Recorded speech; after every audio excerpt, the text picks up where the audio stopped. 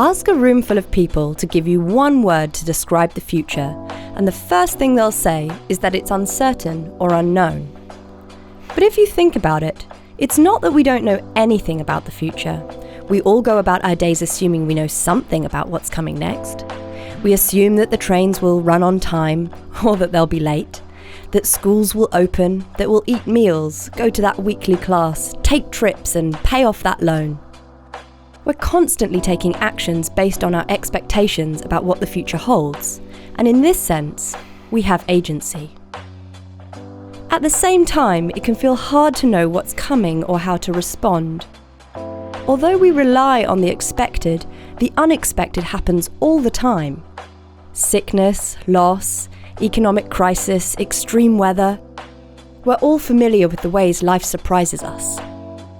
So how can anyone reliably make plans for their family, run a company, or indeed a country, and maintain some agency in the face of all this uncertainty? Luckily, many clever people have already thought about this. Enter the field of futures. We'll use this simple diagram to look at 4 ways that futurists are thinking about this challenge. This can help us decide on the best approach to take in our own contexts. As you'll see, one of these approaches allows us to cope with high levels of uncertainty while still feeling we can respond. Here we go. When the past is a good guide to the future, we can use forecasts and plans. For example, we recognise that the weather tomorrow is not completely predictable, but it mostly varies in fairly well-known ways. Or we make plans for our business with high and low market forecasts and contingency plans for various risks. This is the world of everyday planning. In this zone, it makes sense to ask, what is the most probable future based on our experience of the past? Here, uncertainty is mostly quantifiable. We can measure it and talk about probabilities. And agency is low, as we're not assuming we have much influence on the conditions in which we will carry out our plans or the actions of others. We forecast the weather, but we don't control it. The field of futures methods is concerned with the other 3 approaches, where the past is not a sufficient guide to the future, and where we can work with other people to create it. When the past is not a good guide to the future, we need a different approach for dealing with uncertainty, and scenario planning can help by telling a few different stories about what the future could look like. We make these stories so that they are plausible and relevant to our concerns, but challenge our assumptions. For a retail business, that might be anticipating a radical change in policy or consumer demand. And for a government agency, it might be really out there, like asking, what would the future look like if humans became an interplanetary species? We can use these scenarios to test how our current plans will be impacted if these stories become true.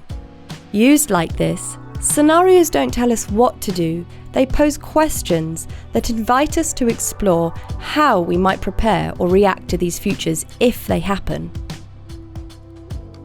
But what if we want to shape the future, not just through what we do, but how we can influence what happens, enrolling others in creating the future we want? For this, we use roadmaps. An example is the way mobile phone technology and services have evolved over 5 generations, 3G, 4G, 5G, and so on. Each generation required the collaboration of many different players in the industry, together with governments and standards bodies. By coming together, these actors could reduce their own uncertainty by agreeing the next step they would all take together. Road mapping is also used in situations of conflict where it is necessary for all the players to take an ordered approach to building trust and confidence through agreed processes in a roadmap for peace. How can we move forward with agency, shaping the future, but stay open to its uncertainty? This is the arena of adaptive pathways. This approach is like building the bridge as you walk it, taking one step at a time, looking around, gathering new information, and then taking another step. Pathways methods are becoming important as we face the growing uncertainties of our planetary crises and mobilize for change. Transformative scenario approaches can be brought into use here, but are time-consuming and costly to build, and you have to start from scratch every time. We need something we can pick up quickly and use to get us into action with whatever resources we have available. This is where the Three Horizons approach has established itself. It can be easily learned and applied to any topic, helping us have better conversations about the future. It quickly establishes a shared language for future thinking, and you don't have to be an expert to use it. We've found it to be an effective way to shape the future while bringing others along with you, taking one step at a time, together.